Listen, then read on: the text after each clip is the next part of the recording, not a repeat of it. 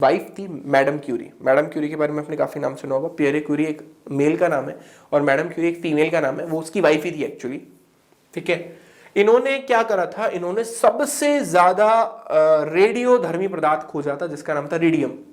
Radium सबसे ज्यादा रेडियोधर्मी पदार्थ है, यूरेनियम से भी 10 लाख गुना ज्यादा रेडियो एक्टिव पदार्थ होता है। इसकी खोज इन्होंने कैसे की थी, उन्होंने 30 टन कोलतार लिया था, 30 टन कोलतार। कोलतार जब अपन मतलब प्रभाजी आसवन से तेल को, मतलब वो आपको पता ना कच्चा तेल निकालते हैं जमीन में से, फिर उसमें से पेट्रोल और ये सब चीजें अलग करते हैं, तो नीचे कोलतार बचता है जिससे अपनी सड़कें बनती है।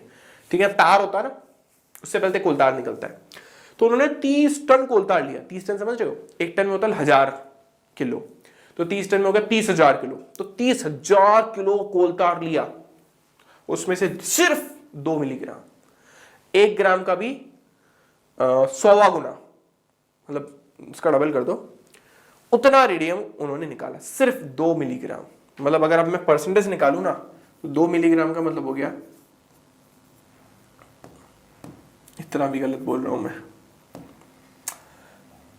मिली है ना, तो 3 3 6 -6 किलो। और कितना टन कोयल लिया उन्होंने इसमें, 30,000 किलो।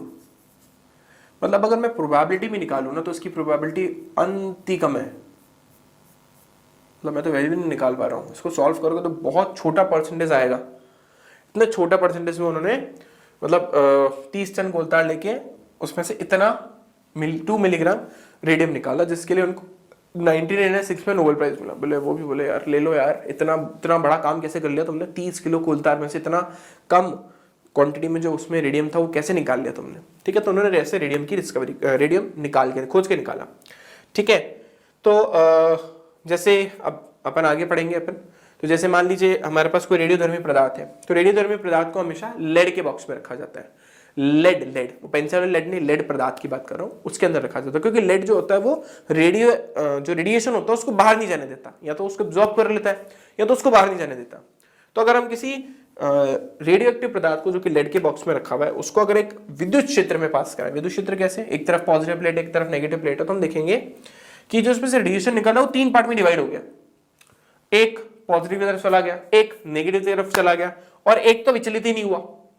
तो इसके बेसिस पे अपन ने रेडियो एक्टिव विकिरणों को 3 भाग में बांट दिया, अल्फा विकिरण, बीटा विकिरण और गामा विकिरण। अल्फा विकिरण वो होता है जो कि पॉजिटिव चार्ज पार्टिकल होते हैं और ऋणावेश की तरफ आकर्षित होता है, हो गया। बीटा जो किरणें होती है, क्या बोलते हैं, बीटा विकिरण जो होता है वो नेगेटिव चार्ज पार्टिकल होते हैं, ऋणावेशित पार्टिकल होते हैं, तो ये धनावेश की तरफ अट्रैक्ट होते हैं। और गामा किसी के सगे नहीं है, ये निरावेशित होते हैं, इसलिए सीधे चले गए बेचारे।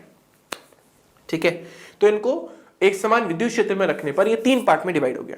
ऐसा डब्बा था, देखो इसको तो अलग बनाया, ये डब्बा था, इसमें से देखो 3 पार्ट में निकल रही है ना, तो ये धनावेशित प्लेट की तरफ बीटा कण चले गए, अल्फा कण जो है हमारे क्या बोलते हैं धनावेशित प्लेट की तरफ चले गए, और गामा कण बेचारे न्यूट्रल किसी की तरफ नहीं गए।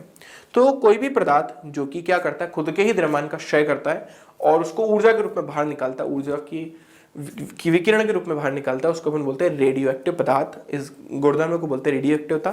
फिर ये जो रेडिएशन बाहर निकाल रहा है इसको भी अपन ने 3 पार्ट में कैटेगराइज कर दिया। 3 तरीके की किरणें निकल सकती है, अल्फा किरण, बीटा किरण, गामा किरण।